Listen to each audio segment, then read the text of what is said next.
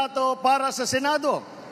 Ngunit, bagamat nakatuon ang pansin natin sa ating mga kandidato para sa Senado,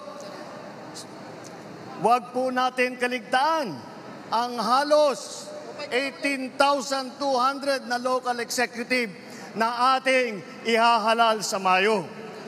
Nabanggit ko po ito dahil may pagmamalaki ng alyansa na kami lang ang may kumpletong ticket mula sa senador hanggang sa sangguniang bayan ng pinakamaliit na bayan ng buong Pilipinas.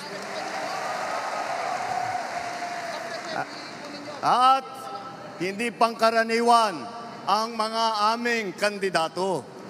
Hindi po kagaya ng mga nakikita natin sa mga iba't ibang partido.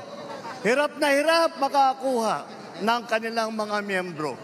Ang aming pong ipinagmamalaki at pinaglalaban ay subok na at matagal nang nagseserbisyo sa publiko. Hindi po ay naaawa rin po kuminsan sa ating mga katunggali dahil nagmamakaawa para makakuha ng mga malalakas at magagaling na kandidato. Di tulad ng iba, karampot lang ang kandidato. Dito po, buo kami.